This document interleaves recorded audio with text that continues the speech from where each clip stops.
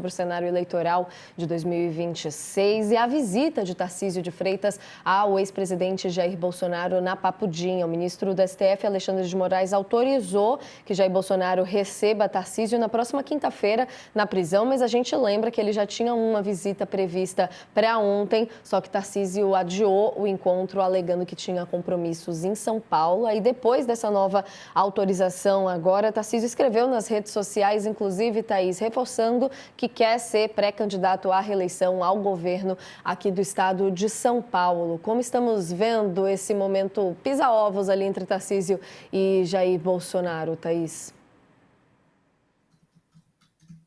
Natália, essa história é aquele caso de política pura, né? Porque o que acontece? No momento em que o Bolsonaro e o Tarcísio combinam dessa visita acontecer, pedem autorização, Alexandre de Moraes autoriza na quinta-feira de manhã. Tarcísio comenta publicamente que está indo visitar um amigo.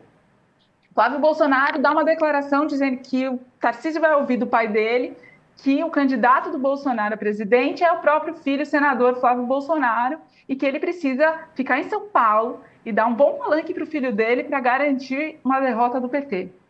Aí, pouco depois, o governo emite um comunicado dizendo que, por compromissos em São Paulo, ou seja, incompatibilidade de agenda, Tarcísio não vai mais poder ir na quinta-feira. Isso. Todo mundo perguntando o que aconteceu, o que não aconteceu, a especulação no entorno dele e na política de modo geral correndo solta. E aí, quando vem a agenda, primeiro eles mandam uma agenda para os aliados, para uma rede, né, que a assessoria do governador dispara para os políticos da base, mandam a agenda de quinta-feira e apagam logo em seguida, e aí todo mundo comentando mais ainda. Passa um tempo, vem a agenda oficial, que de manhã não tem nenhum compromisso, que era o momento da visita, e à tarde são despachos internos no Palácio dos Bandeirantes. Bom, não precisa ser grande especialista em política para fazer a interpretação de que, bom, ou ele tinha um compromisso assim, que não pode revelar qual é, né, que por coincidência aconteceu na mesma hora, ou ele não queria ouvir do Bolsonaro, que o Flávio disse que ele ouviria, né? Não precisa ir muito longe para chegar numa conclusão parecida com essa. E aí as pessoas fazem todas as interpretações, e aí depois que essa interpretação já está quase consolidada, quando essa situação já está causando debates públicos entre os políticos, que passam a se posicionar, às vezes até, né, com o seu nome e cara e coragem, defendendo a sua posição, que é uma coisa que nem sempre a gente tem visto, né? Os políticos gostam de não se dar a cara a tapa, mas enfim, já tinha até político fazendo isso, diante de um gesto de tamanha eloquência, aquele silêncio eloquente, o famoso silêncio eloquente do Tarcísio de Freitas. Aí ele anuncia posicionamento que, a rigor, não tem novidade, tá certo? A novidade seria se ele dissesse, bom, eu estou rompendo aqui, vou ser candidato a presidente. Ele dizer que é pré-candidato à reeleição em São Paulo é o que ele vem dizendo publicamente desde sempre. Então, e marcando a visita para a semana que vem.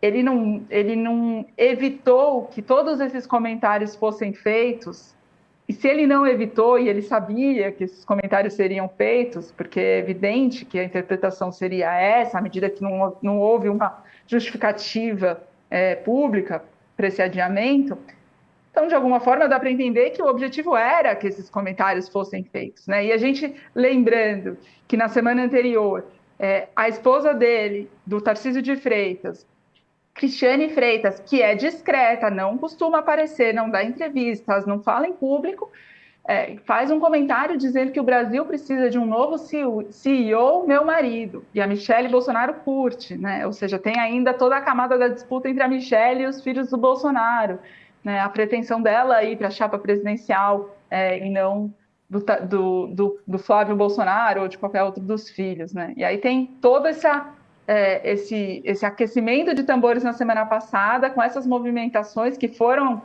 importantes para o padrão Tarcísio, porque ele não fala, a esposa dele também não, e ela vai a público com essa mensagem que é ambígua o suficiente para você não poder cravar que tinha ali um pedido explícito para ser candidato a presidente, e aí em seguida vem toda essa movimentação. Então, para mim, o ato só se fecha a partir dessa publicação do Tarcísio, reiterando uma informação que, a rigor, não é nova, né, e adiando a visita em uma semana. O que fica disso? Fica todo o ruído que ele causou ao adiar essa visita, sem um motivo claro, pelo menos publicamente, deixando as pessoas falarem que era óbvio que se falaria, certo? Como boa roteirista que é, Thaís amarrou de ponta a ponta para a gente aqui, né, Josias? Quando a gente entra nesse assunto, quando você estava de férias, Sakamoto já começava a botar a trilha de Game of Thrones tocando. Queria ouvir aqui qual que seria a sua referência para analisar também agora esse encontro que vai ser o primeiro de Tarcísio com Bolsonaro depois da indicação de fato de Flávio, né? Embora o governador não mereça, a minha referência é o Shakespeare, né? O Tarcísio, sempre que ele tenta exibir algum traço de autonomia política, ele apanha do bolsonarismo. E aí, submetido à pancadaria, o governador do estado mais rico, mais poderoso do Brasil, ele verga a espinha e se submete às conveniências do Bolsonaro e da família dele, né? Na política não existe sinceridade, mas todo político busca ali um simulacro perfeito. E o Tarcísio de Freitas, ainda oscilando ali entre o Bandeirantes e o Planalto, ele procura não parecer o que é, porque ele imagina que o Flávio Bolsonaro ainda pode ser o que pode não ser o que parece. O Bolsonaro diz: meu pai me indicou, sou presidenciável, vou concorrer à presidência. Do Tarcísio acha que ele ainda pode não ser o que parece.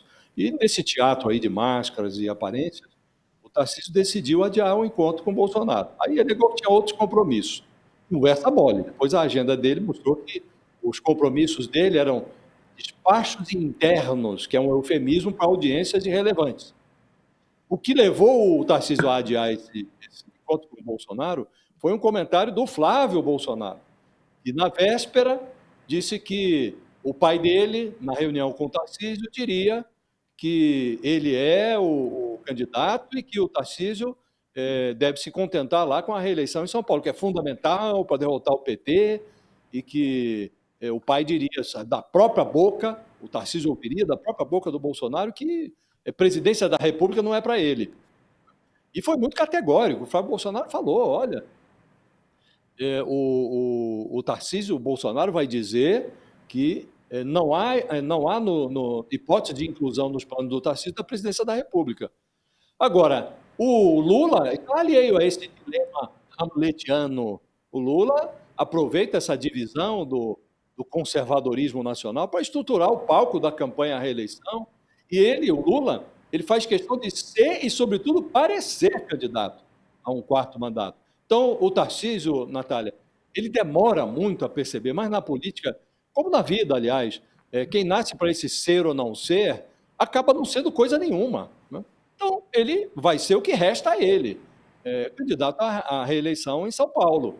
Agora, se bobear, se começar a tergiversar muito, ele começa a comprometer até essa aparência de técnico rigoroso, que não tem essas preocupações políticas. Ele tentou se mostrar um político com autonomia nessa semana, mas foi uma tentativa frustradíssima. Agora ele vem e reafirma o que já vinha dizendo: você é candidato à reeleição em São Paulo, e daqui a pouco eu estou lá com o Bolsonaro. Então, realmente não merece nem ser candidato à presidência da República. Se até agora ainda não percebeu que um candidato à presidência precisa abandonar esse dilema shakespeariano, ser ou não ser e tal, então é bom que ele nem seja candidato, porque, francamente, não merece ser, né?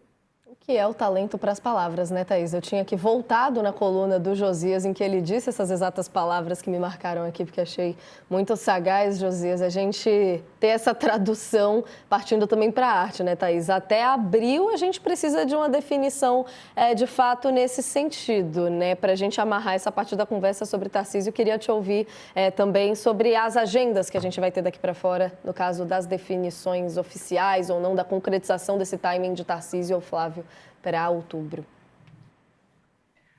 Josias é o mestre das palavras.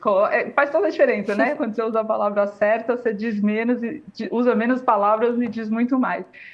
Olha, esses meses pré-abril, né, de tensão pré-desincompatibilização, todo ano eleitoral é assim, aquela enorme expectativa. Então você vê, por exemplo, o Haddad querendo antecipar a saída do Ministério da Fazenda para não ser associada a saída dele a uma candidatura que ele resiste em admitir que vai ter, né?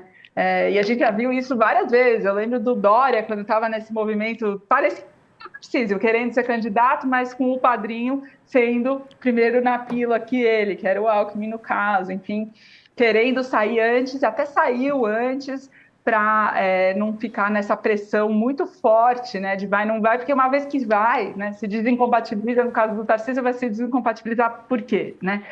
O Eduardo Leite fez esse movimento, se desincompatibilizou do governo e depois disputou a reeleição, não estando na cadeira. Foi um movimento assim arriscado, ele tinha chances de acabar sendo punido pela população por ter largado o mandato dele para disputar uma eleição que não aconteceu, que ele teve que desistir, perdeu o apoio do partido dele na época, que era o PSDB, e voltou para o Rio Grande do Sul, funcionou com ele, mas foi por foi arriscado o movimento. O Tarcísio agora está sob essa grande pressão.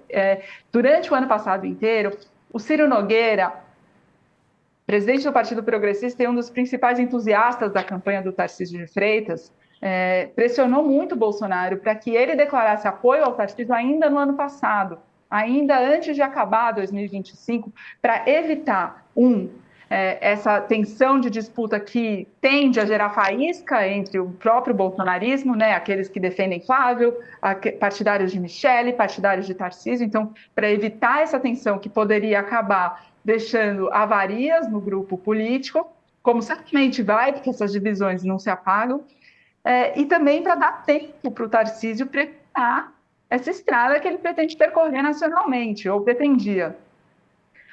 Uma candidatura nacional para uma figura que está chegando agora, né? O Tarcísio é muito desconhecido, por isso tem uma rejeição mais baixa, inclusive, que o sobrenome Bolsonaro. Ela requer viagens, ela requer propaganda, ela requer uma movimentação que, durante os 6 meses regulamentares de campanha eleitoral, nem sempre é possível ser feita, embora a gente já viu acontecer também de ilustres desconhecidos ficarem ali na boca do gol. Então, havia essa pressão do Centrão para o Bolsonaro antecipar esse calendário, mas o Bolsonaro não só antecipou, como jogou na confusão, deixou em aberto para anunciar só depois de preso que apoiaria o Flávio Bolsonaro, no momento em que ele não pode falar de viva voz. Portanto, sempre por intermédio do Flávio, com os ruídos gerados pela Michele e agora também pelo Tarcísio. Esse movimento acabou gerando aquilo que o Centrão e o Ciro Nogueira, um estrategista desse grupo, queria evitar, que era toda essa disputa. Então, agora, qualquer candidatura que o Tarcísio venha a encampar, e eu acho que o Josias deixou isso muito claro, qualquer candidatura que ele venha a encampar, ele vai ter que responder por titubeadas, ambiguidades, né, gestos assim que deixaram um pouco de dúvida de quais são as intenções dele aqui ou ali, né? Então, isso certamente, para uma candidatura começar, já é um desafio, um obstáculo inicial. Mas também tem tempo, né? Depois começa tempo de televisão, dependendo do arco de alianças, isso, a campanha na televisão ajuda a fazer esse trabalho, né, de conhecimento, enfim, tem rede social, tem tempo. Esse ano vai ser longo, Natália.